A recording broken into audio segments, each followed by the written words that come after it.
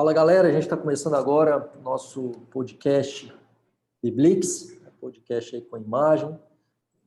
É muito bom estar com vocês, é um grande prazer aí estar também com esses irmãos queridos, Reverendo Tom e o Reverendo Rex. Rex? Não diga isso, não diga isso. Rapaz, a gente vai ter que arrumar um apelido para o Daniel. Ele tá muito cheio, dando os nossos apelidos no A gente ar aí. normalmente divulga a rede social no final, mas o povo não fica até o final, vamos divulgar logo. @Daniel Simoncelos, segue lá no Instagram, siga a gente nas redes sociais. Exato.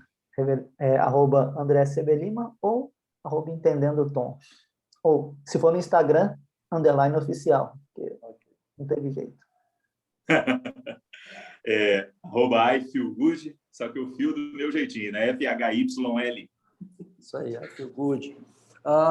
E é isso aí, gente. Hoje a gente está no nosso terceiro episódio dessa série de Gênesis. No primeiro a gente falou dos capítulos 1 até o 11, falando um pouco das origens, os começos ali, né, até a Torre de Babel. No nosso último episódio a gente falou um pouquinho da vida de Abraão, né, o chamado de Abraão, e nós terminamos no último episódio falando sobre aquele momento onde Abraão oferece Isaque como seu filho único, né, a quem ele amava. Depois de uma série de tropeços e falta de confiança em Deus, agora ele demonstra que ele confia no Senhor, ele demonstra a sua total confiança no Senhor, crendo que o próprio Deus poderia ressuscitar Isaque de entre os mortos, porque o Deus que protegeu, cumpriu as suas promessas no passado, ele continuaria cumprindo as suas promessas, porque ele prometeu que daria descendência a Abraão a partir de Isaque. E hoje, então, a gente continua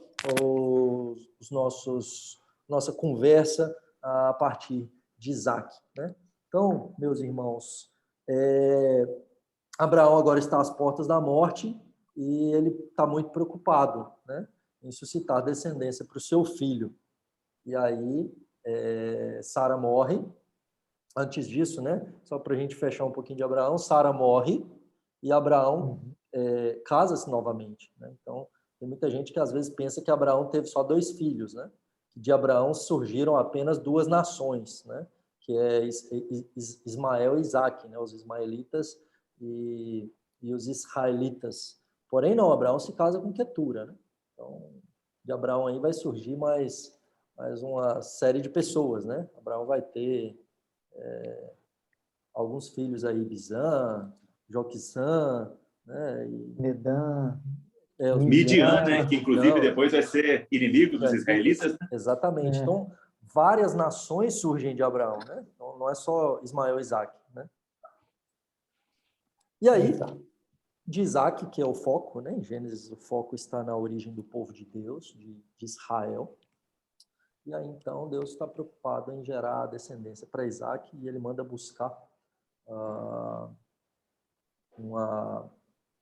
uma filha, né, dentre os filhos da sua família, né? E aí, então, nós chegamos aí nesse servo indo lá buscar a Rebeca. Algo belíssimo. Vocês querem comentar alguma coisa sobre isso? Na transição, né, da promessa, na confiança final, né, que Abraão teve também no Deus vivo, né, no Deus da aliança. A gente viu que ele veio fraquejando até que depois foi irredutível, né? Nessa confiança no Senhor. A gente vê que isso também é transmitido a Isaque, né? Em um instante ele se desespera. E a partir, né, da morte de Sara e da transição agora de Abraão em sua velhice para Isaque como o herdeiro da aliança, tudo isso que foi construído com Abraão vai ser demonstrado de novo, né? Nessas narrativas, uma seção construída, né? Um novo Toledote, né?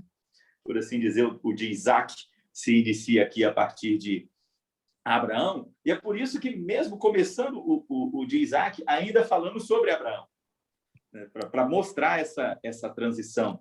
E Sara morrer, logo no começo aqui do capítulo 23, é algo muito forte para esse texto, é a única mulher que tem um capítulo para falar só sobre a sua morte. Ela morre com 127 anos, né? Ela morreu em Kiriat Arba. É a única que tem idade, né? Longa idade.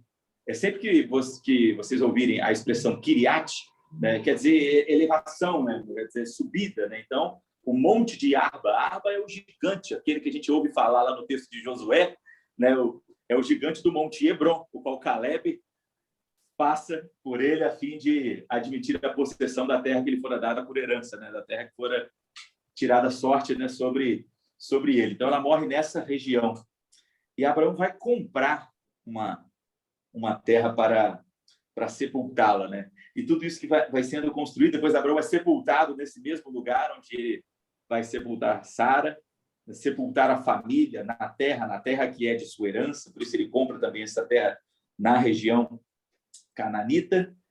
E a transição para essa nova história é precisamente este encerramento, esse belo encerramento para a etapa anterior. E como a família e como o casamento, o matrimônio é o eixo, né, da condução da aliança, da família da aliança, também nada mais natural do que principiar essa construção a partir de Isaac com o casamento de Isaac. Então, aí que a gente começa essa construção. E sobre essa narrativa, né, da chegada lá da busca, né, da esposa para Isaac, é interessante ver como a postura, né, de Abraão aqui no capítulo de número 24 já é uma postura bem diferente, né? Daquele Abraão muitas vezes temeroso, que duvidava, né, de Deus. Pelo contrário, quando ele chama o servo dele para poder ordenar que ele buscasse uma esposa para Isaac, ele utiliza os termos da promessa de Deus, né? Ele fala, o Deus que me tirou lá da terra dos meus pais, o Deus que me fez vir para cá, é esse Deus que vai enviar o anjo dele e você vai encontrar uma esposa para o meu filho da maneira como ela deve ser encontrada, né? Não entre as mulheres daqui, mas dentre a minha parentela. Então, é uma postura, né, de alguém que já estava experimentado na vida, né? Alguém que tinha passado por tudo aquilo que a gente falou nos últimos capítulos, né, que teve de lidar lá com a possibilidade de sacrificar o seu único filho, de ter ouvido as promessas de Deus por tanto tempo, né? Então, é um Abraão maturado com as lutas dele. E é interessante que quando ele fala, né, ele já chama Deus de Yahvé, no capítulo 24, né, Yahvé, o Deus do céu, que me tirou da casa do meu pai, ou seja, o Deus que me conduziu em toda essa jornada, né, e que jurou dizendo que a tua descendência darei essa terra, ele enviará seu anjo.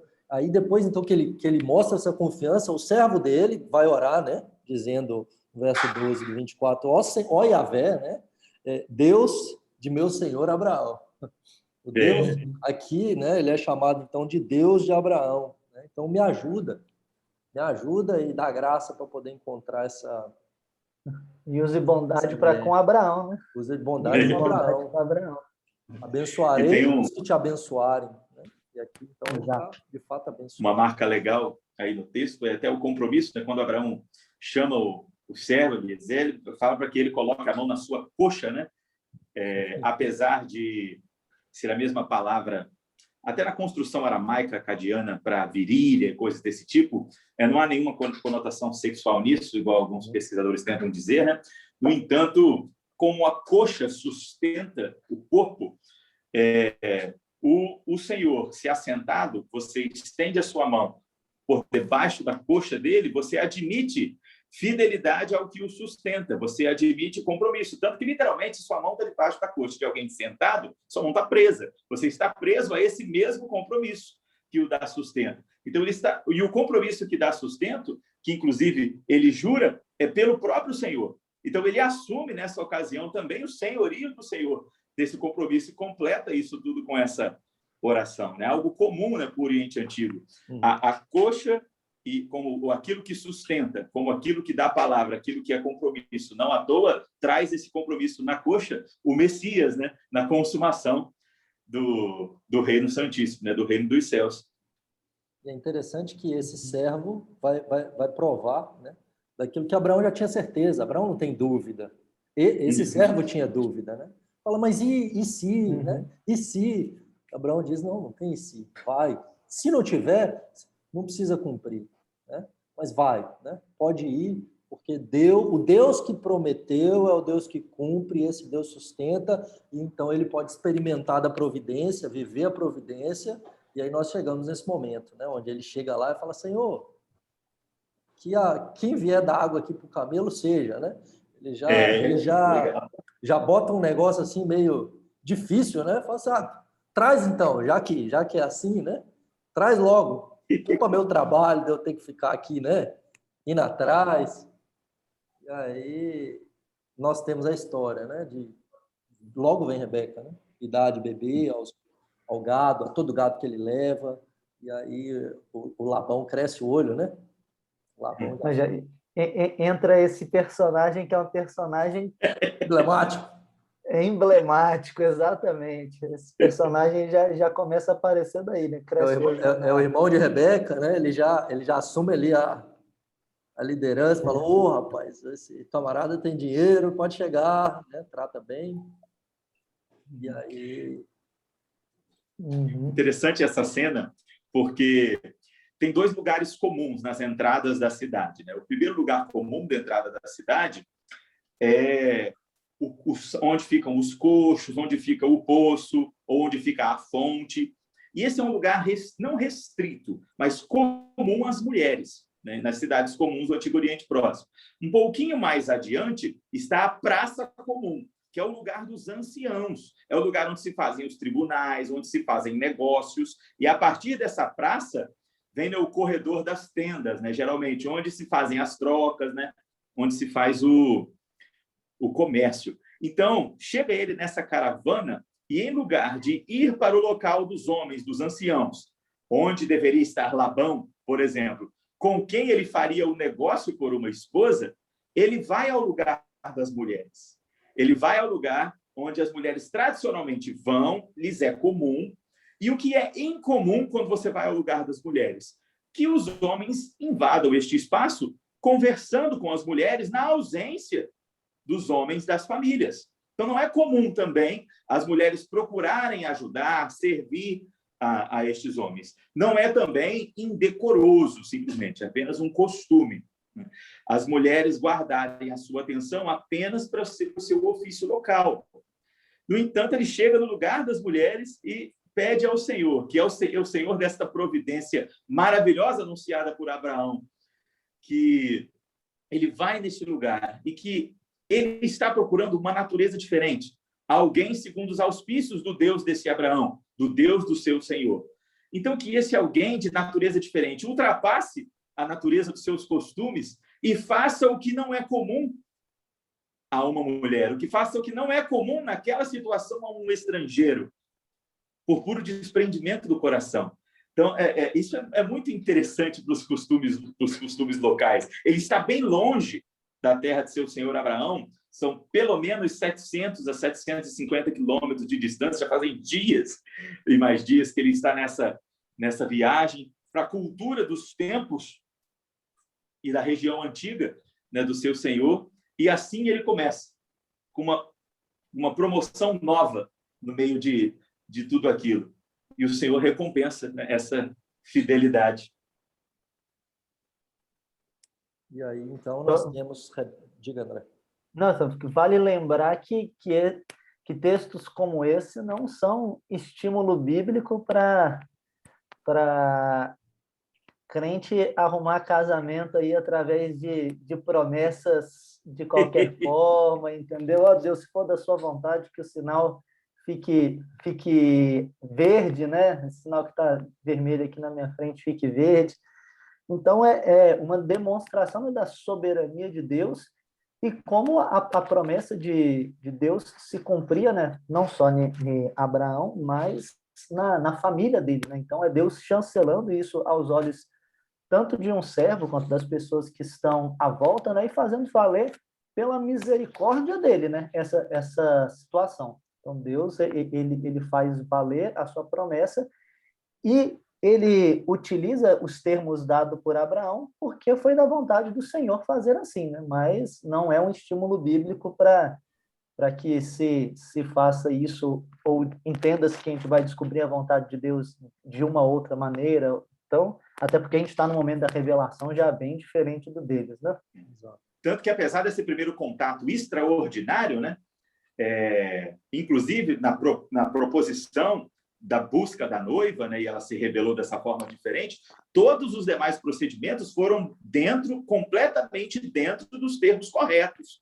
Falando a Betuel, falando a Labão, seu irmão que toma frente, né, nas disposições de alguma negociação, indo à casa deles. Apenas essa descoberta se deu de uma maneira extraordinária. E como, por vezes, a conversão nos impacta de maneira extraordinária, né? Não quer dizer que todas as etapas da nossa vida devem ser surpreendentes e extraordinárias.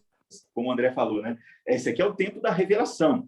O tempo dos patriarcas é um tempo tomado por sinais prodigiosos, um tempo tomado por dons específicos em momentos adequados para a construção da identidade deste povo, que começa a partir dos patriarcas. No entanto, depois dos patriarcas, outro tempo de grande intensidade de prodígio só se dá nos tempos de Moisés, no tempo do Êxodo, né? Depois, pontualmente, durante os tempos dos juízes, mais ao fim, próximo ao tempo da coroação de Saul, Davi, Salomão, depois, lá nos tempos de Elias e Eliseu, ou seja, nem toda a Escritura, mesmo como palavra absoluta de Deus, guarda momentos extraordinários e prodigiosos em todas as suas narrativas. Não é assim.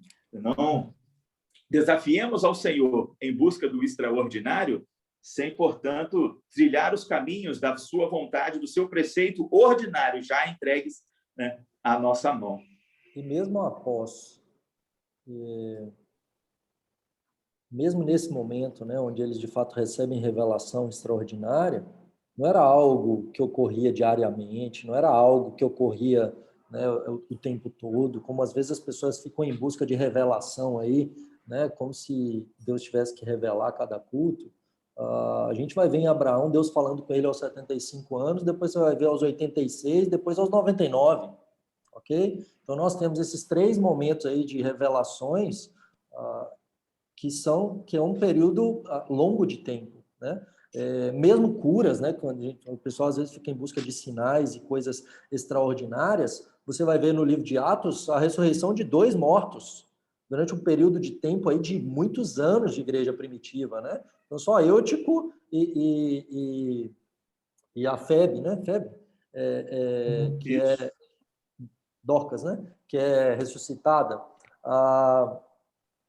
Você vai ter, por exemplo, só um paralítico ali andando, né? Então, assim, não é algo... Deus é o Deus do extraordinário, mas é o Deus da ordem, do ordinário, né? Tanto é que depois aí vai ter assim, seja feito segundo a palavra do Senhor. Então, muito cuidado, gente, com essa questão de fazer. E vale ressaltar que, por exemplo, textos como Pedro, Hebreus, os autores bíblicos deixam claro para a gente, né, que a gente está em um momento que a gente é privilegiado, né, pelo momento que a gente está, né? A gente está no momento de revelação completa, de já ter visto a revelação de Deus. Nós temos nós não somos privilegiados apenas no sentido de termos a revelação na mão, mas nós temos a responsabilidade, porque a gente olha para trás e viu que esses irmãos do passado fizeram e lidaram tudo dessa maneira, sem ter a revelação. Quanto mais hoje, né, nós somos responsáveis diante de Deus, tendo a revelação completa em mãos. Então, Deus nos dê graça nesse processo. E muito cuidado com essa questão de querer fazer prova, né? Porque muitas vezes é coisa de preguiçoso, né? Deus me revela, Deus me faz prova. Vai ler a Bíblia, miserável, né? Porque a revelação já está aí, né? Então, assim, a mulher ímpia está perguntando ainda para o Senhor se é para casar ou não, está claro na Escritura que não, né? Então, assim, ou ficar querendo fazer coisa, e esse querer fazer prova, né? Muitas vezes tá justamente essa questão de tentar o Senhor. Então, não tentarás o Senhor teu Deus, pelo contrário, busca a revelação do Senhor que já nos foi dada, de uma vez por todas, e segundo ela que a gente tem que viver. Então, é muito fácil querer resposta pronta, sim ou não, urim tumim, né, quando de fato nós já temos a revelação em Cristo de como deve ser o nosso procedimento. Então, E aqui nós temos o servo de Abraão e o próprio Abraão seguindo, não como algo meramente místico, né, de sim ou não, mas seguindo em confiança, né, e segundo a palavra do Senhor, no progresso da revelação que nós temos aqui, né, que de fato não é a maneira como nós vemos hoje. Por isso isso deve ser bem enfatizado mesmo. Eu gosto muito de um exemplo, um comparativo, né, entre, por exemplo, o apóstolo João, como a gente já falou certa vez, que está lá no exílio, em Ilha de Patmos, os céus se abrem e o próprio Cristo lhe entrega verdades, mensagem de esperança, né, os anúncios incríveis do porvir, e ele vê cenas do futuro, cenas do passado, na construção do progresso da redenção. Isso é extraordinário, completamente extraordinário. Ele fica cansado, seu corpo fica cansado de tanto que isso o afeta. Isso é inspirado, é o Espírito de Deus. No entanto, o evangelista Lucas, depois de acurada investigação, registro, entrevista, construção da narrativa, sem céu se abrindo, sem nada extraordinário e magnífico acontecendo, é igualmente inspirado pelo Espírito ao narrar os acontecimentos da vida e obra do nosso Senhor Jesus. Então, não são as experiências extraordinárias ou ordinárias que definem a ação se proponente do Espírito, de Deus ou não. Mas, como Daniel trouxe para nós, nos cabe a diligência de andar segundo a vontade total que já recebemos, não de testar ao Senhor. Como não mais faz Abraão, depois de plenamente entendido disso? Abraão antes procurava subterfúgios por causa do anúncio do Senhor, procurava lançar a própria mão.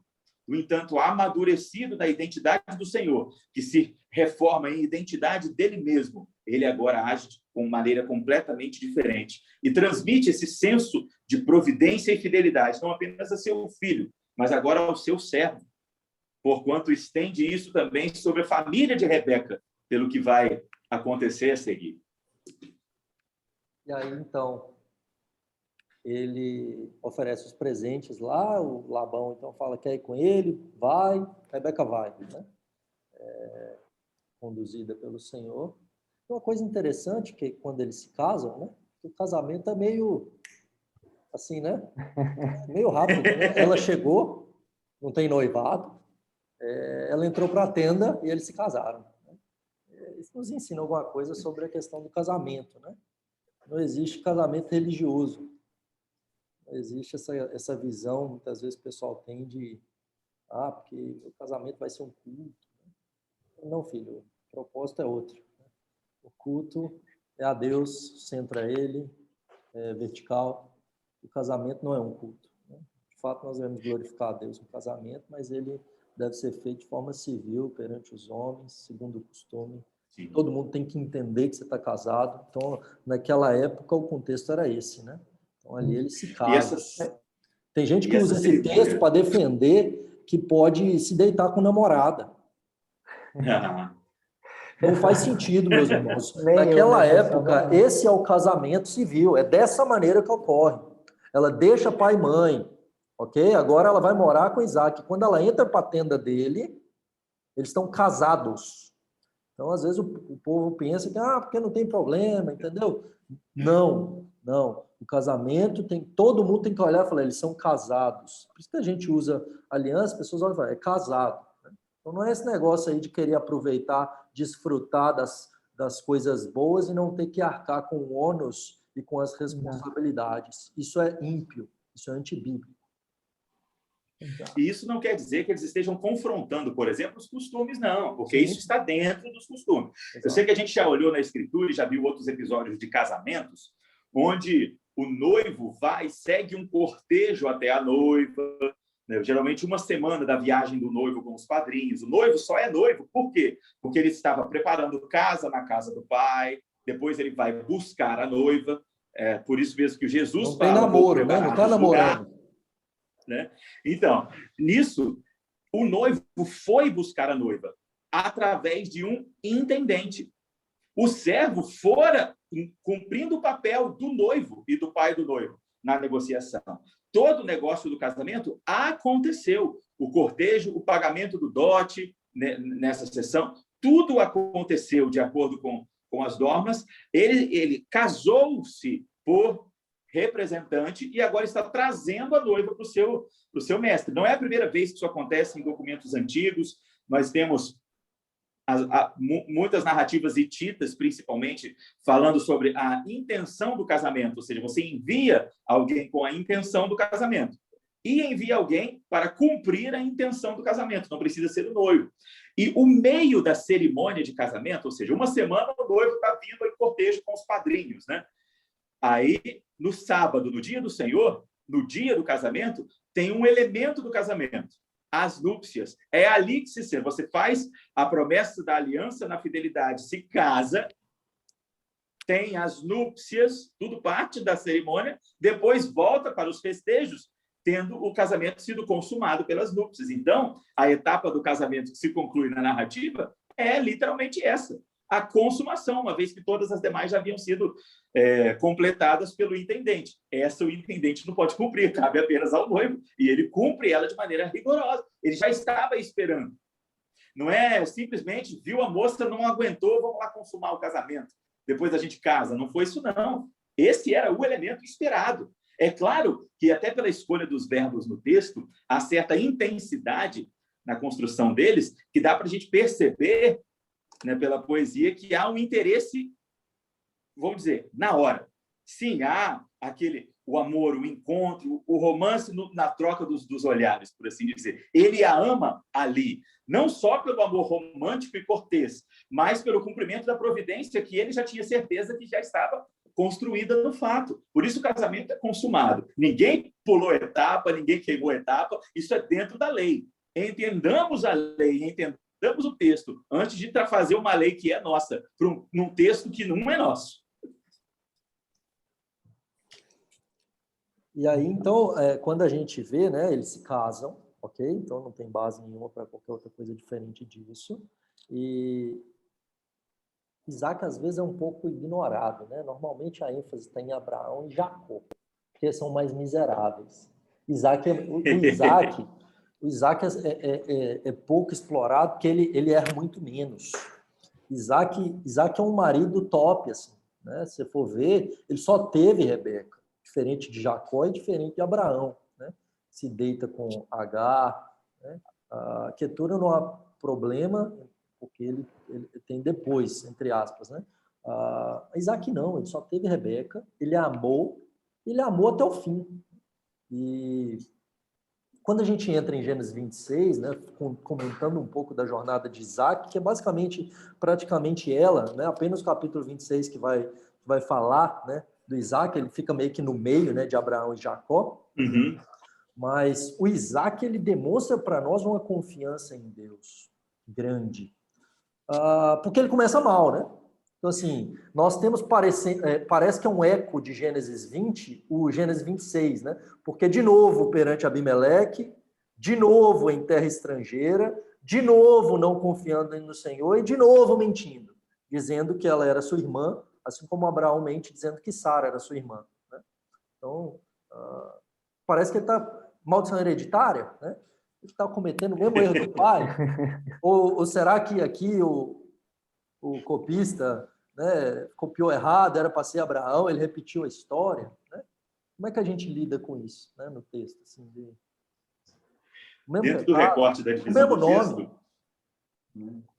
tem uma descrição legal, porque narra Abraão enviando o servo, narra o servo trazendo a esposa, narra o casamento dos dois, dá uma pausa para falar dos últimos dias de Abraão, e logo depois começa a falar dos descendentes de Ismael e depois dos descendentes de Isaac. A história de Isaac acabou, porque já entra Ismael, entra os descendentes de Isaac, e depois faz uma interrupção na descendência de Isaac para falar um pouco de Isaac, que aí já vem o 26 de Isaac com Abimeleque. Essa pequena introdução que antecede a exposição de Isaac e Abimeleque, que fala dos dois filhos de Isaac, de Esaú e Jacó, traz informações bacanas para o entendimento do próximo texto, inclusive, porque fala, primeiro, né, nós sabemos que os filhos já serão duas nações, serão nações rivais. Sabemos, inclusive, à luz citada no Novo Testamento, além do próprio texto, que Deus se agradou de um e não de outro. Veja que não tem a ver com o que eles fizeram, porque nem nasceram. Veja que não tem a ver com etnia, simplesmente, porque Deus outorga a aliança sobre um dos filhos, enquanto se desagrada do outro. Que nem a gente teve quando Abel e Caim, então veio Enos invocando o nome do Senhor, filho da aliança, ou seja, a remissão, a redenção não estava nem em Abel e nem em Caim, mas no invocar o nome do Senhor, aqui também presente, em um destes, o Senhor vai edificar o seu povo. E a gente mostra isso, já nas sequências, a gente vê que Isaac teve apenas uma esposa, Esaú já tinha duas. E as esposas de Esaú tinham problemas com a família, as coisas não encaixavam, não davam certo. Ele tomou mulheres de diferente natureza da que Isaac tomou, com diferente cuidado do que Isaac tomou. E Isaac foi um homem justo, Isaac foi um homem reto. E Isaac, pela próxima narrativa que vamos ver, foi um homem em quem Deus prosseguiu a aliança com ele. Então, ou o zelo da aliança, ou a falta de zelo da aliança aqui, está ligado à soberania do Senhor, não simplesmente à ação e às disposições de fé destes homens. Foi nessa também conjuntura de desajuste entre Esaú, suas esposas, e ele entender o que é aliança, que ele vende o seu direito de herança. Algo que é, inclusive, estranho à noção de herança, porque Abraão deixou a terra que é de sua herança. A herança é a terra, herança é o lugar, herança é o que foi construído e que agora é seu. Então, como Esaú vende um direito de herança, vende a estada da terra, vende a condição de expansão da terra, que é a própria herança. Isso só remete a desvalor, a desconhecimento, a meninice. Inclusive, como podemos ver também no pródigo, né? Segundo a instrução do Senhor Jesus no Novo Testamento. Então, toda essa desestrutura e desvalor para a aliança que já estava edificada lá vai ganhar eco a partir do capítulo 26 para a promoção de Jacó, como quem o Senhor estende essa aliança. Não por Jacó também, como a gente vai ver, mas pela providência do Senhor. Não, e voltando até aquilo que o Daniel estava destacando aqui, eu creio que quando a gente vê alguns erros aqui se repetindo, primeiro, as Sagradas Escrituras não escondem, né, os erros dos homens os quais Deus chamou, né? Até para o nosso corar de vergonha e para a glória de Deus, né? Deus, ele escolheu pessoas que eram problemáticas, pessoas que tinham as suas dificuldades, as suas lutas, que precisavam ser santificadas por ele, né? E isso eleva mais o nome de Deus, diminui mais o nosso nome, e na soberania do nosso Senhor mostra que é ele, né, que faz perpetuar mesmo a aliança a despeito, né, do povo. Como a gente já falou, desde o início, ali, quando a aliança foi cortada, isso já meio que ficou claro, né, que era Deus que ia sustentar essa aliança e não o ser humano em si, né, porque apesar de Isaac ser, vamos lá, o melhor dos três, né, o melhor que estava tendo aqui, ele teve os seus erros como marido, e ele teve ali uma família com algumas questões, né, problemáticas, como a gente vai ver em seguida, né? Então, questões de preferência entre filhos, problemas que geram situações bem complicadas, né? Mas, a despeito disso, Deus abençoou, né, Isaac, da mesma maneira que abençoou o seu pai, né? A gente vê que ele mesmo ali, com a proximidade com os reis, com os povos ímpios, ele é alguém que se enriquece, alguém que prospera, alguém que toma atitudes sábias, né, que faz alianças. Então, a gente vê a bênção de Deus ali sobre este patriarca, né? E é interessante ressaltar que não há maldição hereditária, né? A maldição hereditária que nós temos vem do nosso pai Adão. E o que há aqui, de fato, é a repetição do mesmo erro do seu pai Abraão. O nome aqui é Abimeleque, né? é um título, a gente já tinha comentado sobre isso no nosso último episódio, né? Então, meu pai é rei, né? Basicamente, literalmente aqui, né, em hebraico seria isso. Então, a ideia que é de um título, provavelmente o filho, né, daquele Abimeleque de Abraão aqui é outro. E aí, quando eles chegam lá, Isaac, de novo, não confia no Senhor, né? Depois do Senhor ter renovado o pacto, né? Então, assim, Deus renova o pacto com Abraão. Temos pelo menos aí 3 momentos, né? Gênesis 12, 15 e 17, que Deus, ele enfatiza que ele vai abençoar, que vai gerar descendência, que vai dar terra. Aqui ele repete para Isaac, né? Ele vai dizer, então, né, não vai para o Egito, fica na terra, habita nela, eu serei contigo, eu te abençoarei. Então, o que ele disse que abençoaria Abraão, eu vou abençoar Isaac, né? A tua descendência. Então, ele promete que daria descendência a Isaac e daria a terra, né?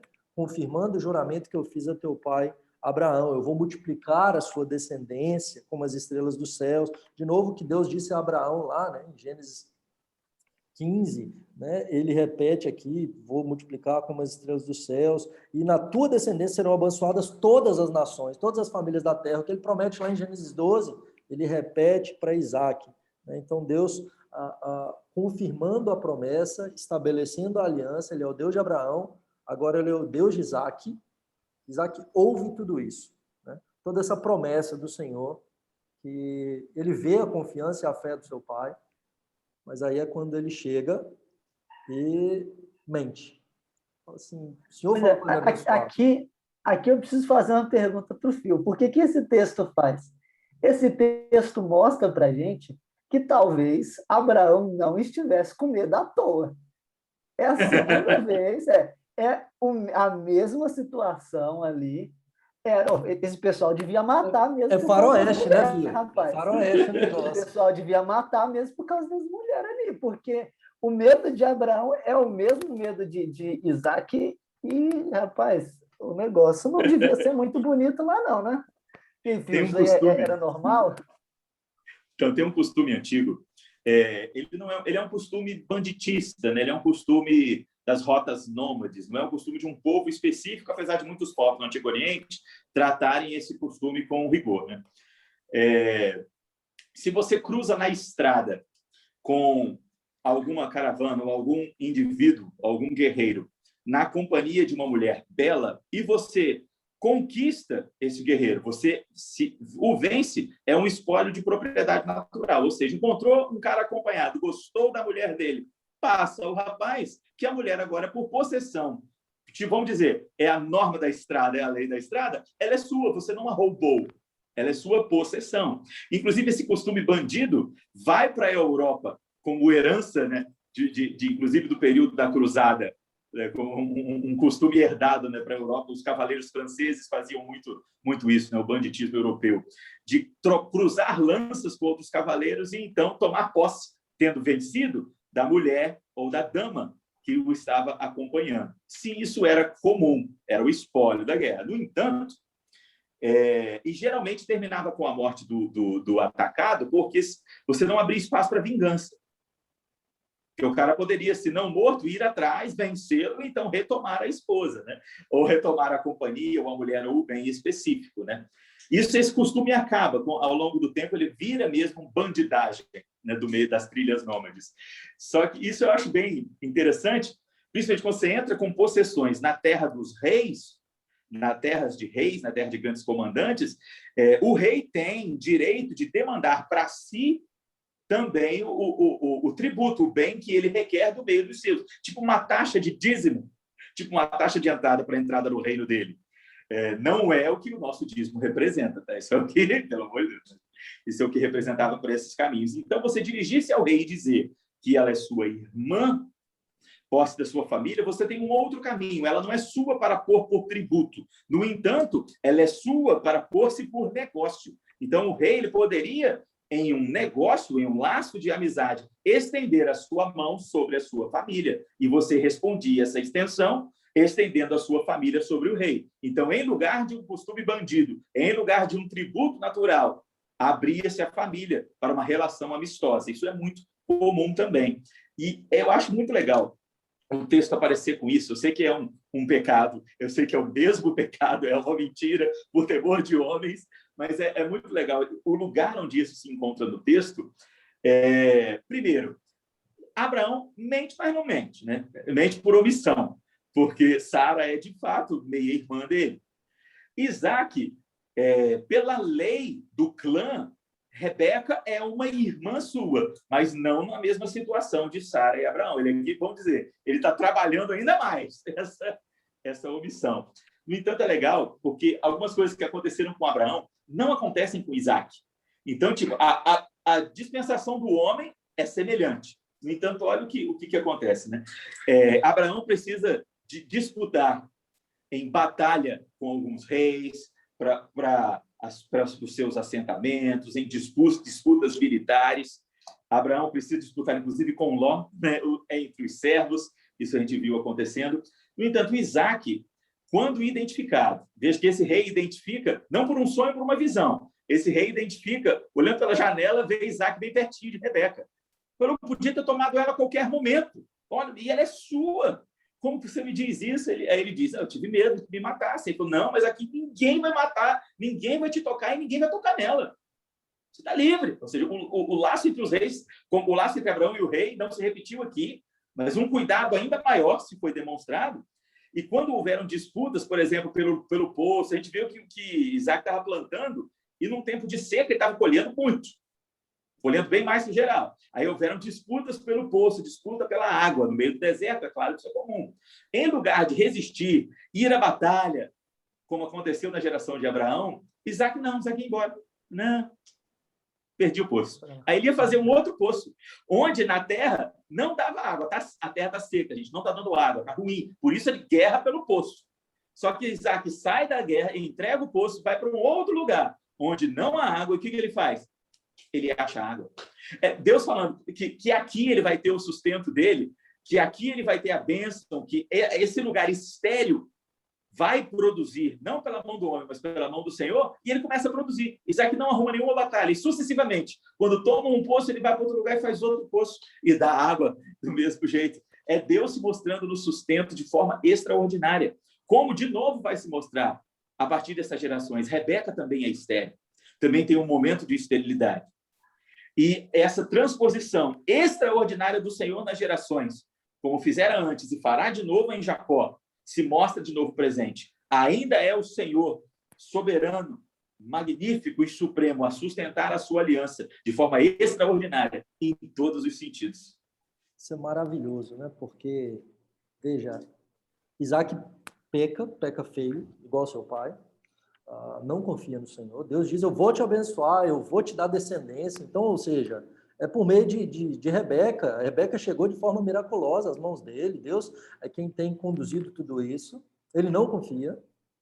Ele chega lá, então, mente. Mas algo mudou, como o Phil comentou, né? É diferente do rei anterior que toma Sara e leva para o seu palácio, né? O que acontece ali? Né? Deus oprime aquele rei que meio que parece que marca, né, aquela casa ali, e todo mundo ficou estéril lá, né? Deus feriu as mulheres ali e gerou, e talvez esse príncipe estivesse lá. Talvez esse príncipe aí, filho, viu essa treta que houve. Agora, ele não age como o pai, pegando a mulher e levando para casa, mas não. Acho que ele já está meio que vacinado. E ele fala, não, tanto é que ele morre de medo. Ele fala, nossa, podia... o que aconteceu lá atrás, eu não quero que aconteça comigo o que aconteceu com meu pai. Né? O Isaac tropeça igual o pai dele, mas o filho aqui não comete o erro do pai. Né? O filho aqui sofreu. Ele sofreu. E agora Isaac, vendo isso, ele vê a mão do Senhor cuidando dele, agora então ele confia. E ele... Esse é o único tropeço de Isaac que a gente vai ver nesse momento, né? Porque, como o Phil comentou, ele então, Deus o prospera, Deus o abençoa, nesse tempo de seca, ele abre poços, os pastores lá do rei e dos filisteus ficam contendendo com ele, mas ele não briga. E o texto vai dizer que ele é muito mais poderoso do que eles. Então, não é que Isaac é um cara frouxo e medroso, porque agora ele já é mais poderoso do que o rei. Agora ele já tem mais a poder do que todos eles. Ele poderia simplesmente falar, tá bom, então, vocês querem brigar por causa do poço? Sejam mortos. Né? Agora eu vou tomar tudo. Não, ele não briga. Ele confia no Senhor e fala, Deus não me trouxe para cá para que eu queira impor. Né? Ele segue em frente, até que chega um momento e Deus lhe dá água nascente. Né? É interessante que o texto, água nascente era o maior tesouro daquela época, era a maior riqueza. E Deus, então, está abençoando Isaac, até que chega um momento que esse povo vai atrás dele. Eles expulsam ele da terra e falam, some daqui, né? A gente vai ficar com o poço e sai. Aí ele sai de lá e eles vão atrás dele. E é interessante que no final de Gênesis 26, chega Abimeleque e chega o comandante do exército. Eu fico pensando o que Isaac pensou. Falou, pronto, agora vai ter guerra. Eu tô correndo desses caras. Quando um não quer, dois não briga. Mas os caras estão vindo. E aí eles chegam com a aliança de paz. Falam, não, o negócio é o seguinte, tu és o abençoado do Senhor. Eu acho que é isso que E olha esse verso 28, cara. Olha que coisa intensa, né? Podemos ver claramente que o Senhor é contigo. É intenso demais. Exato. E o 29 que eles vão falar, tu és agora o abençoado do Senhor. E aí, o que Isaac faz com seus inimigos? Ele dá um banquete para eles. Ele prepara um banquete na presença dos inimigos, porque o Senhor o abençoa de tal maneira que ele não precisa nem preocupar com o inimigo. Olha a confiança desse homem no Senhor, né? E de fato de saber que o Deus que promete é o Deus que cumpre. Não é porque ele é o cara, é porque Deus é todo poderoso. O seu Deus é muito maior do que qualquer inimigo. Né? O legal é que nesse texto a gente viu que lá Abraão tinha um nome, Abrão. E o Senhor mudou o seu nome para mostrar controle, destino, domínio sobre o seu filho da aliança. Isso acontece aqui de novo. Porque talvez expressões como Jerubaal, como recebe Gideão, tipo aquele que come a Baal, aquele que destrói a Baal, que devora a Baal, nomes divino-humanos, né? Um trocadilho de função junto com o nome de um Deus é comum no Antigo Oriente para mostrar ou que ele é abençoado por um Deus ou que ele trabalha para um Deus. E essa expressão não é apenas uma expressão, né? É uma construção de um nome, de um título para Isaac. Isaac não é apenas o riso, né? como era da alegria. Agora ele é como marca de nome, função e destino. O abençoado do Senhor. Sobre como ele vai ser conhecido. Isso é bom, isso é... Top, né? Top demais. Sensacional. Abraão tem seu nome mudado. Isaac tem esse novo nome e Jacó também vai ter. E Jacó também. E as 3 mulheres são estéreis também. Interessante a gente ver isso, né? Coisa linda. E aí? E agora começa, apesar de ser o abençoado do Senhor, né? Mas começam os problemas, né? No meio da casa dele, né? Então, como o Pio já destacou há um tempinho atrás, né, quando a gente olhou de forma um pouquinho mais panorâmica, dos filhos de Isaac, um deles não fazia muita alegria, né? Pelo contrário, né, quando a gente olha para o verso número 35, né, o casamento dele, né, de Esaú, né, com Judite,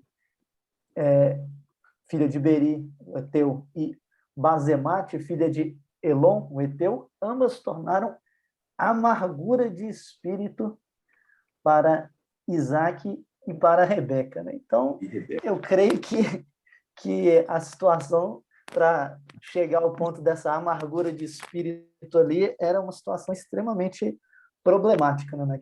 naquela família. E acho que era especialmente difícil ali para Isaac, né? Quando ele olha para a forma como as coisas aconteceram com ele e a forma como estavam acontecendo com Esaú, que naturalmente seria o outro patriarca, né, por assim dizer, se a gente fosse pensar pela ordem, né, seria o que receberia a bênção ali, né, então, por ser o primogênito, apesar de já ter vendido ali o seu direito de primogenitura. Então, apesar de tudo, haviam problemas e que vão desaguar lá no capítulo número 27, né? O capítulo número 27 vai mostrar para nós que a postura de Isaac também tinha problemas, como a gente destacou, né? Ele preferia Esaú, enquanto sua esposa preferia Jacó, e chegou a hora de ele abençoar a Esaú e não abençoar a Isaac. Então, a esposa aqui faz uma trama que cinematográfica, né? Da maior impiedade que talvez se possa imaginar, né? Deslealdade. Veja, André, é interessante a gente ver o seguinte, que tem algo que aparentemente Rebeca sabe que Isaac não sabe. Né? Pelo menos é o que me faz parecer no texto. Porque Isaac ora ao Senhor, lá no capítulo 25, e Deus abre a madre de Rebeca e ela gera gêmeos. Só que ela tem muita angústia nessa gestação e ela ora ao Senhor. E o Senhor fala com ela. E aparentemente ela está sozinha, né? Porque diz que o Senhor respondeu para ela, quando ela fala assim, se é por causa disso, para que eu estou vivendo? E aí o Senhor fala com Rebeca assim, 2 nações há no teu ventre. Vale a pena sofrer, tá bom? Essa gestação vai ser pesada e está sofrida, mas 2 povos vão nascer de você, né? E eles vão se dividir. Um será mais forte que o outro, e o mais velho servirá ao mais moço. Então, Deus já havia dito para Rebeca, algo que parece que Isaac não sabia, é que o mais novo é que seria abençoado. Né? Como Isaac é o abençoado do Senhor, o mais novo agora, ele vai ser o abençoado. Vai ser o abençoado do Senhor. Rebeca passa a ter a predileção desse mais novo. Perfeito, mas aí a gente tem dois possíveis problemas. Primeiro, se Isaac sabia disso que foi revelado para Rebeca, ele está em desobediência ao Senhor. Sim. Se ele não sabia... Ela não compartilhou com ele. Não, exato. Não seria lógico que ela deveria ter compartilhado isso com ele. Sim. Então, a gente não tem como fugir do fato de que há um problema aí familiar. Veja, esse problema, em tese, primeiro, né, na minha visão com relação a Isaac, é minimizado, porque a revelação sempre foi para Abraão, não para Sara. Né? Assim, e quando para Sara, não juntamente com Abraão. Então, possivelmente ela falou, muito possivelmente, mas Isaac, ele não segue. Né? O que mostra que ele é bruto. ele diferentemente de Abraão, que segue Sara, Isaac não segue. Isaac é um bom modelo. É um bom modelo. Mas por que eu tô pegando aqui no pé da Rebeca, coitada?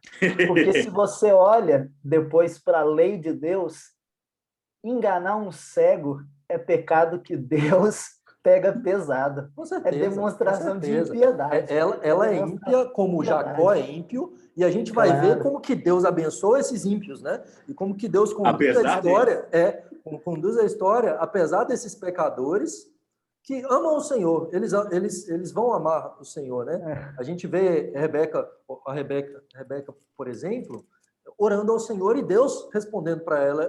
Ela, diferentemente de Raquel, que é meio zoada, né? A Rebeca não, Rebeca é uma mulher crente. Meio zoada. Né? Não, Raquel é zoada. Raquel leva os ídolos, cara. Raquel leva os ídolos. Raquel é bem zoada, né? Lia é top, Raquel é zoada, né? Não, e olha que legal, porque quando Esaú sabe, né, que Jacó foi abençoado, sabe que ele foi enviado a Padã Arã para buscar vai lá em casa de novo, né? Para que não, Esaú vai também, vou arrumar outra mulher. Vou arrumar outra mulher ímpia, né? Tentando consertar ele mesmo o problema. O Jacó, o padrão de Jacó segue o mesmo de Isaac, vai buscar entre as filhas, né, lá da descendência, né, de Abraão, não casando-se, né, com filhas de Heteus e tudo mais. E aí, então, nós temos... Esaú vai buscar a filha de uma das filhas de Ismael, né?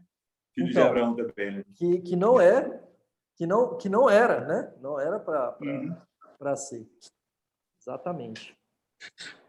Toda aquele estratagema lá, né, da Rebeca, então eles enganam o cego, o André colocou. É muita impiedade, cara. A gente precisa falar isso porque a Bíblia, a gente vai Mostra o estar pecado, jogando, né? Ela não oculta o a gente pecado. está jogando pesado aqui com o pessoal, mas mostra como é que é o povo de Deus. Cara. É uma forma da gente olhar para nós mesmos, para os nossos erros e saber que, de fato, o pecado tem consequência, são sérios, são difíceis. A gente fala que, num aspecto de brincadeira, mas foi uma família dividida, foi uma família rachada, que um filho teve que sair fugido, né, por causa da promessa. Então, tem muita angústia envolvida aqui. Então, pecado tem consequências, pecado tem problema, mas Deus, ele é poderoso o suficiente para poder fazer valer a sua vontade e abençoar o seu povo e manter a sua aliança a despeito dos pecados, o que não é desculpa para ninguém pecar, até porque, foi o que a gente falou agora há pouco, né? Deus, ele mantém a aliança dele, Deus sustenta, quando nós somos infiéis, o Senhor permanece fiel, mas as consequências ficaram ali para eles amargarem por bastante tempo, né? Então, Mas um padrão é identificado aqui também. Até na construção agora, que começa no 27, né, que vai terminar lá pelo 33, né, 32, 33, a gente vê até a organização desses toledores, né, dentro dessa poesia, de forma quiásmica, né, porque a gente começa ali, Jacó foge de Esaú. Uhum. Aí os anjos de Deus se encontram com Jacó em Betel, e Jacó depois vai ficar exilado, ficar um tempo em Padã Arã. Depois, os anjos se encontram com ele lá no Manaim. Só explicar Então, para os Jacó nossos se ouvintes. reconcilia com Esaú. Só explicar para os nossos ouvintes essa estrutura quiásmica, né? Eu vou explicar. Né, traduzindo aí, né? O quiasmo, gente, é quando o primeiro item da narrativa ele é também o último, ou seja, o que vem no começo se repete no final. Item 1 é o último item. Item 2 é o penúltimo item. Item 3 é o antepenúltimo item. E o item central é o núcleo do texto, onde todo o restante é construído em volta, né? Por isso o comentário de que Jacó foge, aí no final Jacó volta, mesmo Exato. enredo. Aí depois os anjos falam com Jacó, aí o penúltimo, os anjos o encontram também. E no meio, Jacó é exilado em Padã Arã, mostrando que há consequência para o pecado. Há um período de experimentação através da dificuldade, por isso o exílio demonstrado. Como vai acontecer com Israel, em várias ocasiões, até culminar no exílio último na Babilônia. Como acontece conosco, né? Ser experimentado na dificuldade, no sofrimento, para a progressão no nosso relacionamento com o Senhor. O padrão já começa a ser evidenciado aqui, bem como a eleição, não pelos homens, mas pelo Senhor. Essas doutrinas que crescem e progridem nos demais textos têm suas raízes no primeiro livro, né, no principiar de todas as coisas. E isso só enriquece e aprofunda, né, ainda mais essa doutrina tão rica. E é interessante que nós temos nos Gêmeos um padrão oposto a Caim e Abel, né? Porque há quem defenda que Deus aceitou o sacrifício de Abel porque ele era caçador, né? E o Caim cuidava gostava de legumes e tal. Mas aqui não, o caçador é o Esaú, o camarada que é o bruto, né? Que é o cara assim, você fala, não, o cara que é para ser o abençoado dos dois é o Esaú, não o enganador, né? O Jacó, que é o traiçoeiro, já é meio que amaldiçoado desde o nascimento com o nome que é colocado sobre ele, né? Porque os nomes não diziam respeito apenas a uma questão estética, como na nossa cultura, mas uma questão de significado, né? Para a vida e tal. Tanto é que quando nasce lá o cabeçudinho, né? Que é o segundo filho de Raquel, né? O Benjamim, ela não dá nome para ele de Benjamim, né? Filho da mão direita, né? Ela dá o nome para ele de Benoni, né? Porque ela com dores o dê à luz, né? Só que aí o Jacó não deixa, fala assim, não vai chamar Benoni coisa nenhuma, não, vai chamar Benjamim. Por quê? Porque o Jacó sofreu isso, ele foi chamado de Jacó, ele carrega sobre si um nome amaldiçoado, ele falou, meu filho não vai ter esse nome coisa nenhuma, né? E aí Deus escolhe o amaldiçoado, escolhe o rejeitado, o enganador, né? A despeito do caçador, do viril, o top, o peludão, o cara que era o o bruto. Jacó não, né? O menino criado com a mãe, dentro de casa, vida e tudo mais. Você fala, rapaz, não, isso aí não pode. Deus fala, não, é isso aí mesmo. Né? É isso aí mesmo. E após isso, Abraão propriamente abençoa Jacó, né? Depois de todo esse estratagema, depois de tudo isso, Abraão não, né? Isaac chama a Jacó, fala para ele não se casar com mulheres hititas daqui, como a Rebeca já tinha dito antes para Isaac, e então o abençoa, né? Que o Deus Todo-Poderoso o abençoe, ele dê filhos e multiplique. Ele abençoa propriamente seu filho e manda ele para lá. É interessante que na bênção que Isaac dá para Jacó, pensando que era Esaú, mas a gente sabe que Deus está conduzindo essa história porque a bênção era para ser de Jacó mesmo. Então, por mais que Isaac tente puxar de um lado ou Rebeca tente puxar do outro, não é essa briga entre eles, mas o Senhor soberano sobre a história, que já havia dito antes deles nascerem que ele ia abençoar o mais novo, né? Olha o que ele vai dizer, né? Na bênção que Jacó recebe, né? Cadê?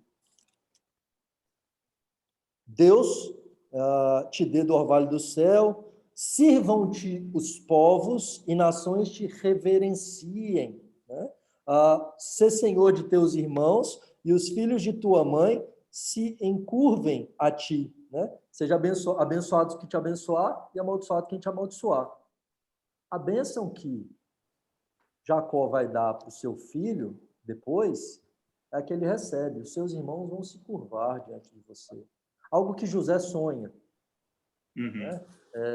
Mas Jacó recebe essa bênção e a bênção da promessa de que em ti serão abençoadas as famílias da terra. Né? Você vai ser abençoado, quem te abençoar vai ser abençoado. Né? Aquilo que Abraão recebe também, anteriormente. Né? Jacó tem que fugir. E aí, ele vai lá para a terra de Labão, irmão da mãe. E é interessante, meus irmãos, porque Jacó até aqui é o enganador, né?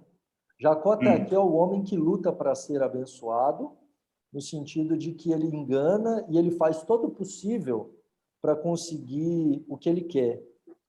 Mas aí ele vai para uma terra para descobrir o seguinte, que nenhum esforço seu, ele não precisa de nenhum esforço e nenhum engano para ser abençoado, né?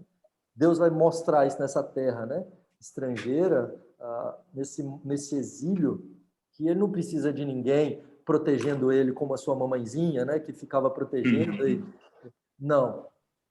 Quem cuida dele é o Senhor, né? Algo que ele vai aprender. E é o termo e é meio que o termo da visão, né? Daquilo que o Fio falou, da estrutura quiásmica, né? Que começa antes dele chegar na Terra e termina quando ele sai na Terra. Né? Então, dois textos que estão ali em paralelo. Ele tem aquela visão, né, da escada, né, dos anjos que sobem, e ali Deus se vale, né, de palavras que chancelam ali a aliança, né?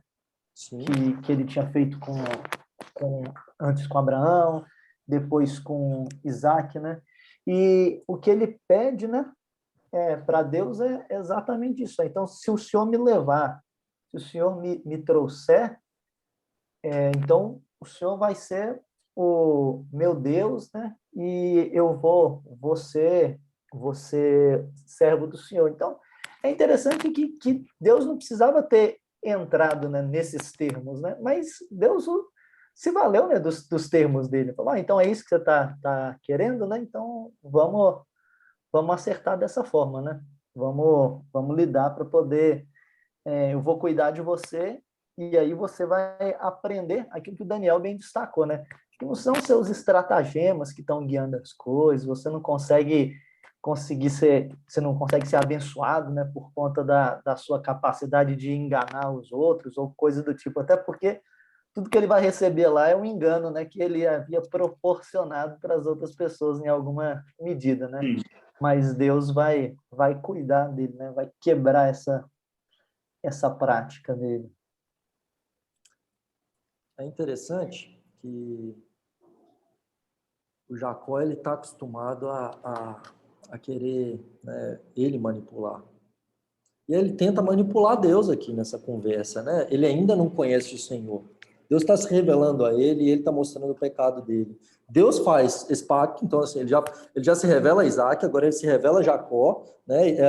As mesmas questões, a tua descendência será como o pó da terra, ele vai dizer, vai se estender em ti e na tua descendência serão abençoadas todas as famílias da terra. A mesma promessa que Deus faz a Abraão em Gênesis 12, ele repete aqui, né? Ele vai dizer que a terra em que estás agora eu te darei a tua descendência, a promessa da terra que Deus faz a Abraão, ele faz a Jacó, e aí Jacó percebe algo, né? Ele vai dizer assim, no verso 16, e Yahvé está nesse lugar e eu não sabia. O que ele está dizendo? Assim, antes mesmo que eu tivesse qualquer conhecimento dele, ele já me conhecia, ele já está conduzindo. Só que, aí ele vai nessa conversa ainda do Jacó, né? Se o Senhor me abençoar, então, eu vou te devolver. Ele faz meio que essa barganha, né, com o Senhor, como se ele tivesse alguma parte nisso, né? Ele ainda não entendeu, e Deus falou, tá bom. Você vai Deus entender. não fala nada, Deus não responde, né, ao voto que ele faz, e obviamente fazendo o voto ele tem que cumprir, mas Deus vai mostrar para ele o seguinte, não é isso, filhão, o negócio é um pouco diferente, né? Sim, mas Deus dá o que ele mas não pede. porque ele fez o voto. Não porque ele fez o voto, não precisava de voto. Né? Ele vai entender que é pela graça, né? Não pelas suas estratégias ou tentativa de merecer, como ele vai fazer depois com seu irmão Esaú, né? Quando ele não confia no Senhor e cria toda aquela estratégia para voltar para a terra. Né? Um monte de presente, teu servo. Né? Ele fala assim, Senhor, primeiro ele ora, né, para Deus, fala, se o Senhor me mandar de volta, né, o teu servo, ele se coloca como servo de Deus. Aí depois, quando ele vai falar com Esaú, ele fala assim, não, eu sou teu servo. Né?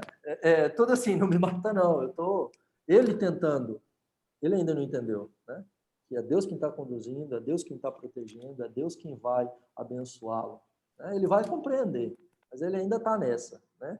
De querer manipular, né? De querer dar um jeitinho. Ele ainda é o Jacó, né? O enganador. Mas ele vai encontrar alguém. Ele vai encontrar alguém. Pior. A figura emblemática que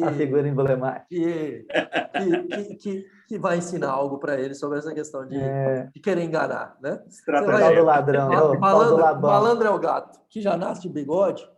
A gente tem um tio que vai passar a perna no Jacó. Jacó passou a perna no Esaú, no Isaac, mas agora ele vai levar um tombo, né? Que é quando ele encontra a Raquel. Agora, o pessoal fala que eu estou de implicância com a Rebeca, mas eu não sei que tal da Rebeca e o Labão aprendiam não, viu? Porque os dois sabiam enganar, né? Os dois eram... Esse pessoal ali sabia, eles tinham, não, mas Rebeca era tinham crente. Rebeca era crente. Era crente. O Labão não era muito crente, não. Não. E aí, o encontro de Jacó com Raquel é meio parecido do que o encontro de Isaac com Rebeca, né? A questão do amor ali à primeira vista, essa questão. Ele já chega e já beija ela, né, o miserável? E ele beija ela, né? Sem casar, miserável. Diferente de Isaac, que é melhor do que ele, né? Exato. Chega lá, ele quer casar com Raquel, o Labão faz a proposta, então, fala, então tá bom. Qual que é o dote? 7 anos de trabalho, você casa. Ele não colocou, ele colocou igual o servo lá, não colocou, né? Aquelas pulseiras, aqueles pingentes. Não, ele não tinha dinheiro. Não chegou cheio de coisa, né? Não chegou, não. Chegou mulambo, coitado. Ele chegou mulambo. O servo, o Eliezer, ele já chegou lá botando um piercing na Rebeca, né? Isso aí. Já pondo um pendente de ouro no nariz. Colocou pulseira, encheu ela de ouro. O Jacó, coitado, chegou lá pobrinho, né? Ele chegou lá chegou só com o trabalho. Só. Aí falou assim, então tá bom, 7 anos para casar. 7 anos. Ele já estava lá, né? E Labão fala, não, você não precisa trabalhar de graça para mim, já que você está na minha casa. Vamos combinar um salário. Eu já sabia. Porque ele é muito bonzinho. Ele é um cara piedoso, né? Então tá bom, com Raquel, quero Raquel e tal. Então, tranquilo, né? Labão já tá com a artimanha pronta, né? Assim como Jacó 2 vezes engana seu irmão, né? Agora ele fala, então tá bom, 7 anos. 7 anos passam, como fossem dias, diz o texto, né? Toda aquela questão romântica de Jacó, o olho brilhando, olhando para Raquel, passa 7 anos, festa de casamento. Fio, explica para nós, como é que o cara não sabe que ele casou com a mulher errada? Não é possível. Porque o Labão, toda vez eu sou tentado a chamá-lo de Lambão, né? Mas o Labão, ele vai lá e dá a mais velha. Engana Jacó. Como é que ele não sabe? Então, o negócio é o seguinte, né? Como é padrão nas festas de casamento, a gente sabe que essa festa é suntuosa, né? O texto vai trazer essa ideia. Geralmente as festas duravam 2 semanas, né? Uma semana antes da cerimônia e uma semana depois da cerimônia. Ou, no mínimo, 3 dias. Um dia antes da cerimônia, um dia depois da cerimônia e um dia para a cerimônia, né? Depende da riqueza do cara, né? Esse primeiro dia era o festejo, um cortejo com os padrinhos, né? Os homens bebendo. E já diz o texto que Jacó já estava alto, né?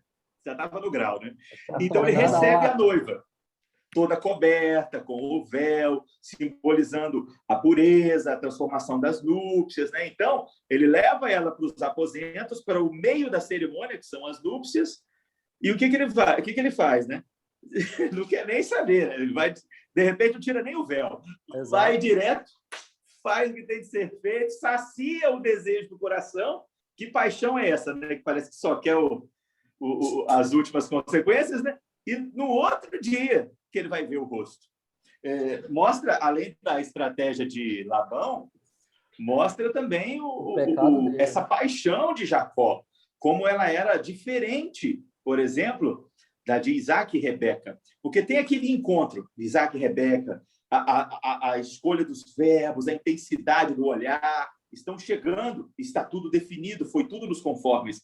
Aqui, na ocasião que é para ser tudo nos conformes, o casamento está acontecendo, esta parte não tem lugar. Será que esse amor não era só intensidade de desejo, coração do homem, carne? Ou é um enlace profundo entre os dois, o que está sendo construído aqui? Porque ele não tira nem o véu, né? Senão como é que não vai ver? Né? Tanto é... A palavra aqui traduzida por escuro é mais para oculto. Quer dizer que eles estavam nos aposentos, né? Ocultados dos outros. Não é só que não tinha luz, que estava escuro e pronto, né? Possivelmente nem o véu ele tira, cara. Ele só vai às últimas consequências e a esposa simplesmente o permite. Algo que Labão já sabia, né? Senão não mandava outra no lugar da Raquel, né? E é interessante, Fio, colocar essa questão do amor, né? Porque, de fato, quem Deus abençoou é Lia. De fato, o casamento abençoado pelo Senhor e quem Deus separou era Lia, não Raquel. Raquel, a intenção, de fato, meio que pecaminosa mesmo de Jacó, que é enganado, mas o Senhor soberano está conduzindo a história. E aí ele se casa com Lia sendo enganado, mas Deus não está sendo enganado, e Deus não tá sendo pego de surpresa. Ele está conduzindo. O caminho que o Senhor preparou é esse, né? E aí, então, ele acorda lá, porque com o seu pecado, a sua embriaguez, né? O seu desejo, né? Cego, descontrolado nesse momento. E aí, então, o que acontece? Ele consuma com Lia, não tem volta mais. Ele acorda e fala, pronto, fui enganado, se sente agora como Esaú, né? Assim, o Labão me pegou e o Jacó, que é o enganador, agora se torna enganado, né? E aí ele fica, imagina, 7 anos, meus irmãos, 7 anos ele trabalhou, 7 anos, e jogou no lixo. Assim, e agora, porque Lia, diz o texto, que ela tinha olhos baços, né? Lia não era muito bela como Raquel. Pois Lia mas baços chama de traduções possíveis, aí o Fio vai ajudar, mas tenros, dá uma ideia mais de timidez, ou a questão, o destaque do texto parece ali gerar algum... Ela não é tão bela, ela não chama tanta atenção, né? É a ideia de olhos humildes, olhos pequenos, olhos mansos. Então, não chama atenção, não está maquiada, não sei como é que é. Enfim, ela não era tão bela aos olhos de Jacó como Raquel. E aí Raquel trabalha mais 7 anos, então, para poder casar-se com Raquel, né? Porém, né, O que às vezes o povo pensa é que ele esperou 7 anos para casar com Raquel. Não é isso que acontece. Ele casa uma semana depois, né? Uma semana depois ele já casa. Porque Labão é esperto, né? Exatamente. Ele já casa uma semana depois e trabalha mais 7 anos de graça por Raquel. Garantiu 7 anos de trabalho, né? Mas veja, meus irmãos, uma coisa interessante para a gente pensar aqui, que eu estava falando que Raquel não presta, e aí ela é pior do que a Rebeca, né? Porque colocando, né, assim, olhando sobre a perspectiva delas, né? Olha Lia, desprezada, uma mulher que se casa com Jacó, mas ela não é amada pelo seu marido, ela é rejeitada pelo seu marido. E veja, ela quer a atenção dele, porque ela tem 4 filhos com Jacó, enquanto Raquel não teve nenhum. Ela tem Rúben, Simeão e Levi. E diz o texto que cada uma dessas 3 vezes que ela tem filho, ela fala assim, agora o meu marido vai olhar para mim. Aí ela tem o segundo, e Jacó não olha não, ele está olhando para Raquel. E aí ela tem o segundo, não, agora o meu marido vai me honrar, porque eu dei mais um filho varão para ele. Tem Levi, fala assim, agora vai. Aí quando ela tem Judá, o 4º filho, ela fala assim, desta vez louvarei o Senhor. Agora também entendeu. Hã? Os filhos não são para ela, não são para a redenção. Agora ela entendeu. Agora ela entendeu. Diferente. Ela fala assim, não. Louvo, Senhor. É uma mulher piedosa, Lia. É uma mulher assim que agora ela ama o Senhor, diferente de Raquel. Dá-me filho, se não morro. Estou querendo. Ela está numa disputa desenfreada meramente, né? E até aluga o marido, né? Pelas mandrágoras, né? Lá de acho que é de Rúben, né? Ou de Judá, eu não lembro qual dos dois que colhe a mandrágora lá. Ela aluga Jacó e aí depois a Lia dá à luz ainda a Issacar e Zebulon, né? Mas a questão aqui é uma mulher rejeitada, mas que agora ela percebe, né? Que o Senhor está conduzindo, o Senhor é quem está abençoando, Deus a abençoa. Né? E a Raquel não, a Raquel é egoísta, ela dá à luz a José, que é o cara, José é o cara, né? Mas depois é porque ela quer mais um filho tanto, e ela faz seu marido se deitar, além de Labão, faz Jacó ter outra mulher, é Raquel. Ela dá Bila para Jacó, porque ela não está tendo filho. Então fala assim, ela faz igual Sara, ela repete o que Sara faz com Agar, a Raquel faz dando Bila. Aí Bila dá à luz a Dan e Naftali, se não me engano. Né? E aí a Lia entra na jogada, né? Fala assim, você sente dar à luz, então dá Zilpa, e aí dá à luz a Gad e Aser. Né? Então, nessa disputa aí das 4 mulheres, né? Mas é interessante a gente olhar essa perspectiva de Lia, né? Como sendo abençoada e seus filhos. Diga, filho, que está... E o que diz Raquel, né? Raquel, quando nasce o filho da serva, né? Diz eu ganhei, né? Teve uma luta intensa. Logrei vitória, tive miserável. Miserável. O Senhor... Ideia, né? E é interessante a idolatria dela pela essa questão, que ela morre no segundo. Né? Assim, é bem interessante isso, que o amor, né, de Jacó não é o amor que Deus, de fato, havia programado, né, nesse sentido, que vai gerar também problema, né, na família posteriormente. A gente vai ver isso no nosso próximo episódio. E há necessidade de a gente destacar também que, apesar de tudo, isso é um erro de Jacó, né? Tudo que está acontecendo aqui tem a ver com o erro de Jacó, né? De fato, Raquel tem todos os problemas, a sua irmã apresenta-se muito mais piedosa do que ela, mas é um desvirtuamento de Jacó que, primeiro, não consegue lidar, né? Cuidar das suas esposas, até porque ele não deveria ter 2. Então, primeiro aspecto, né? Ele deveria ter feito, terminou, casou ali e pronto.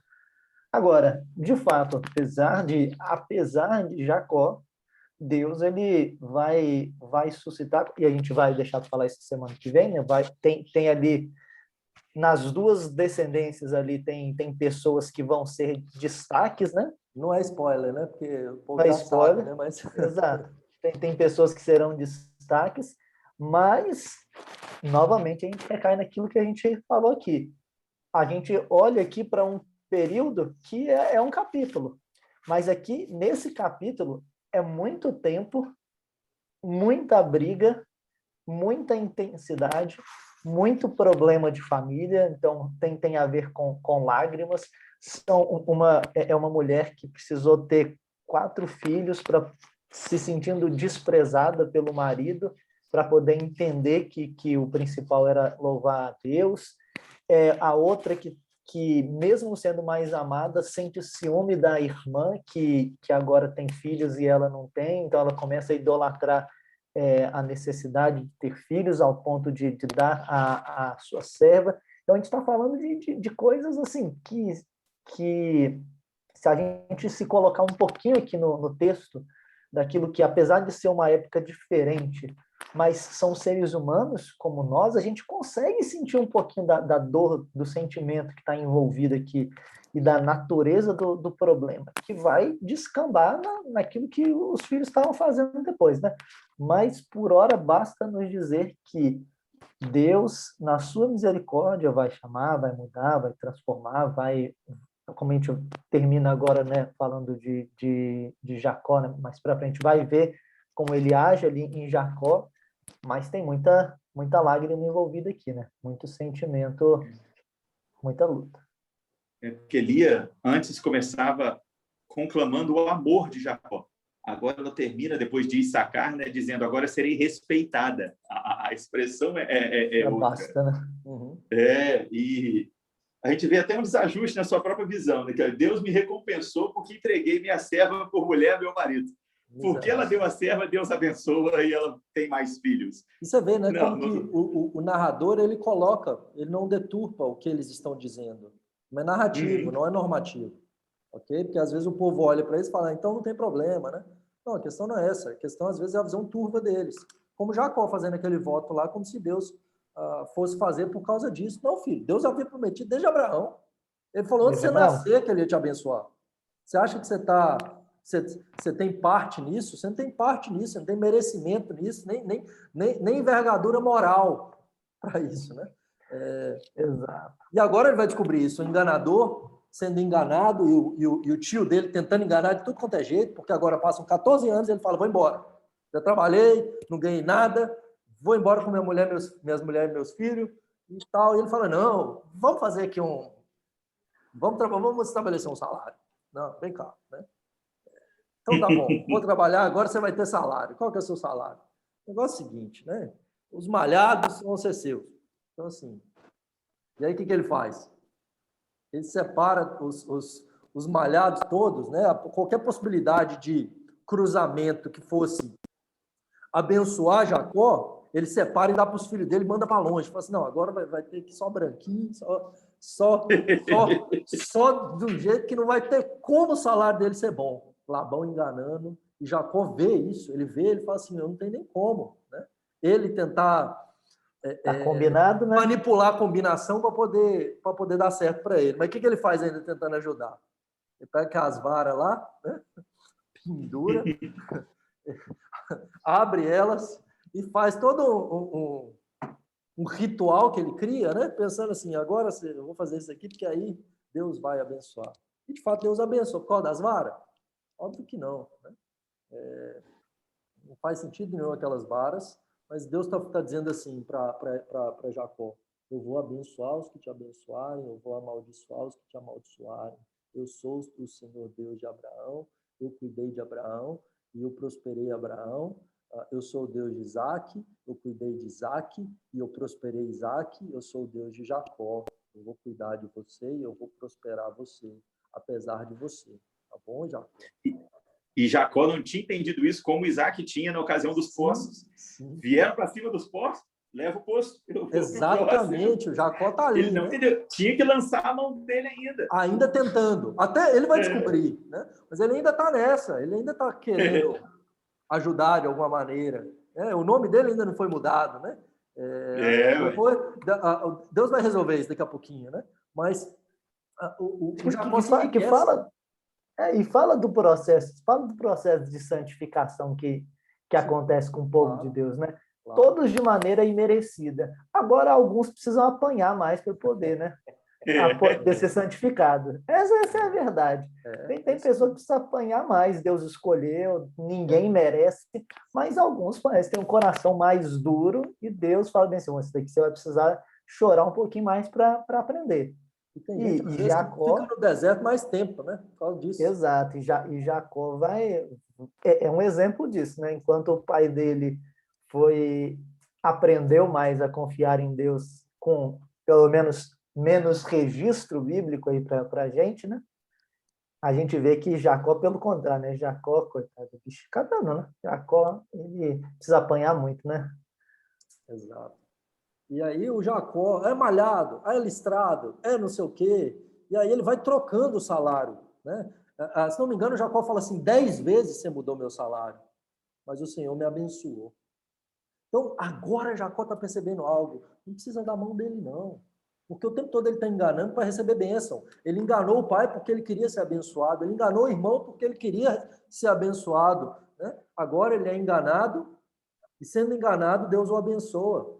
Deus lhe suscita descendências. Ele chegou lá sem um vintém, mas agora ele já tem filhos, herança do Senhor. Ele chegou lá sem nada.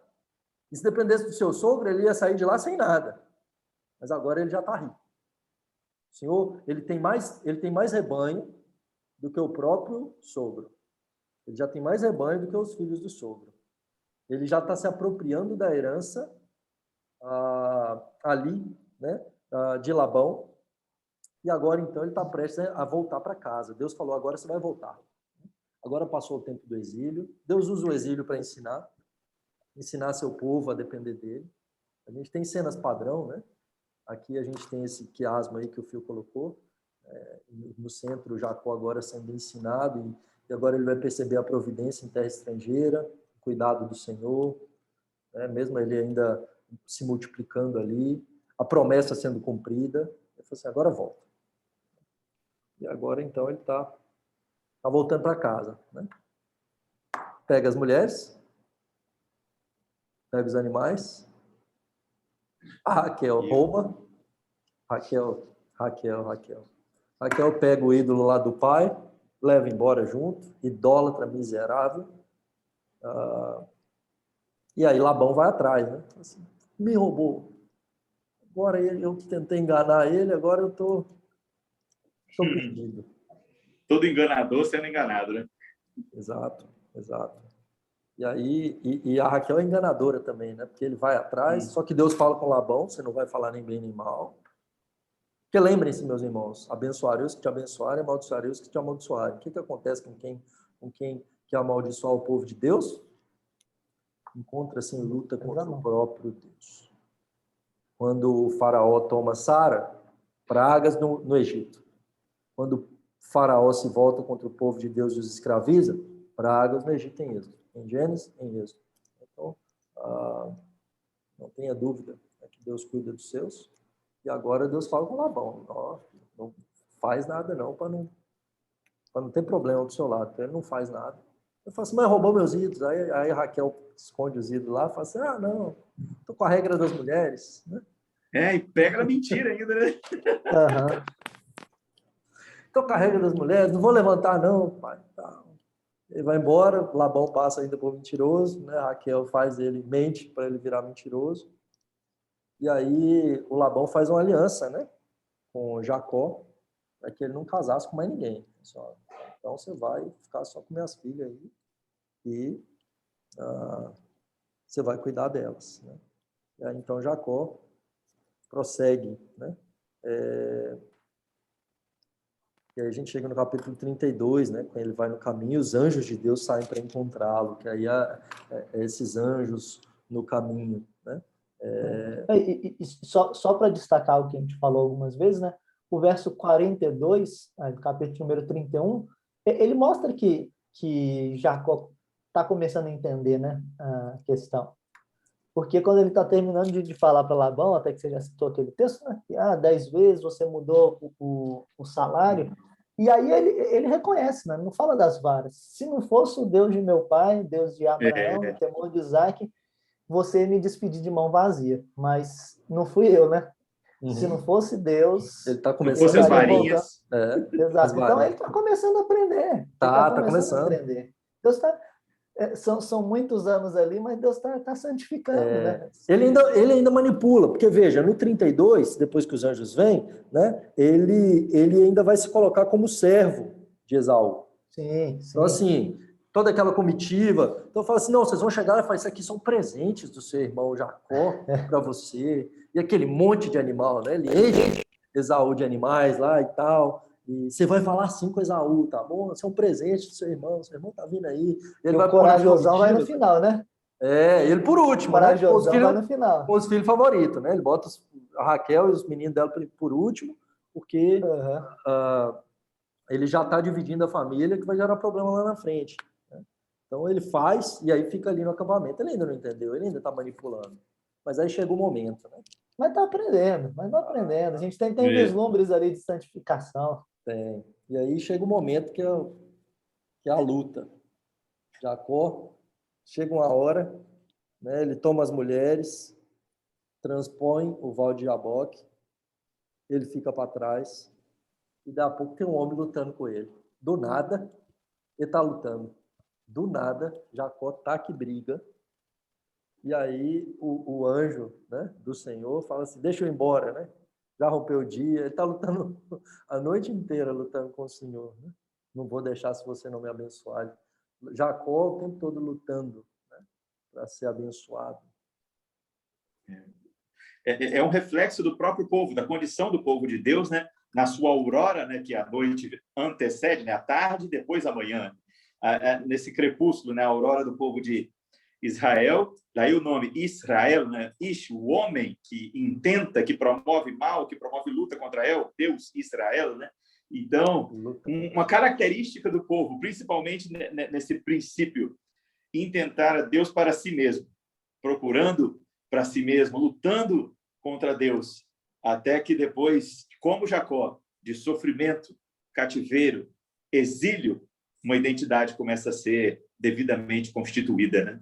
O povo pós-exílico, depois da Babilônia, nunca mais caiu em idolatria, como havia se entregado antes disso tudo. Há novos pecados, há equívocos, há desestrutura, mas não daquele jeito. Uma identidade com o Deus de Israel fora definitivamente estabelecida após aquilo, e é o que começa a acontecer com Jacó bem aqui. Sabe o que é interessante? Ele nunca mais vai lutar. Deus fere a coxa dele, agora ele vai mancar o resto da vida.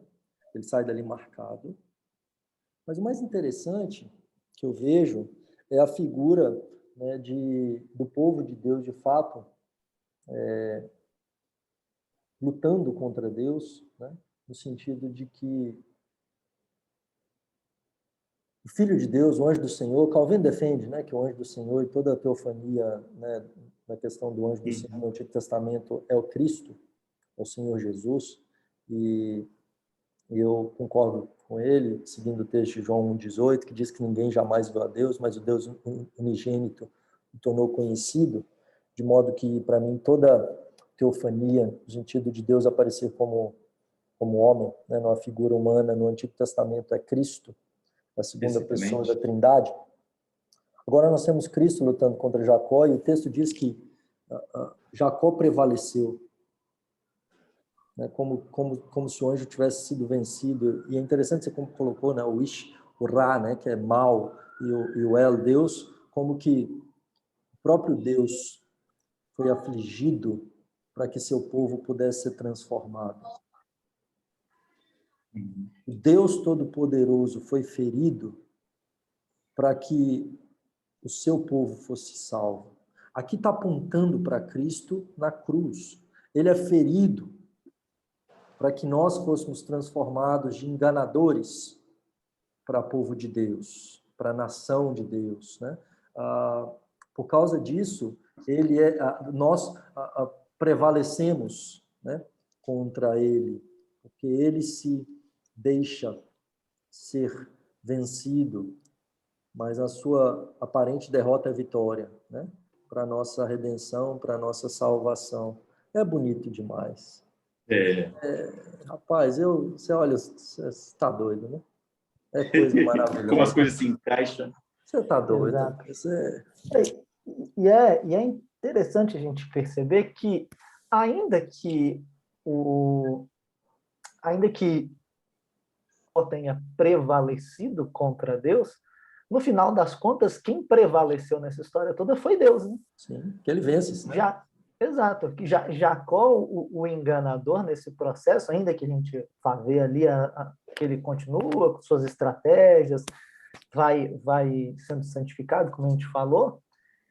Se a gente olha para o quiasmo, né? Se a gente olha para aqueles textos em paralelo, quem foi que fez tudo acontecer e quem foi que mudou Jacó foi o Senhor. No final das contas, quem prevaleceu foi Deus. E quem é que muda, né? Jacó é o próprio Deus, né? Então, ele muda o nome, como a gente já destacou, né? Como tem a mudança do nome e da função ali em Abraão, como tem em Isaac, agora também tem em Jacó, né? Essa mudança de nome mostrando que Deus que no final das contas ali está prevalecendo sobre Jacó, sobre o jeito dele agir, sobre a forma, porque ainda que ele esteja lutando ali para tentar ser abençoado, é um reconhecimento da parte dele de que ele não conseguia fugir pela sua própria força. Né? Ele fala bem assim, eu não vou deixar o senhor ir se o senhor não me abençoar, porque minhas estratégias já não estão dando mais certo. O meu engano já não é suficiente. Eu preciso que o senhor resolva isso daqui, porque se for por mim, eu já percebi que não vai dar. Ele não então, resolve. Quem prevalece no final das contas é Deus, né? Contra Jacó. Exatamente.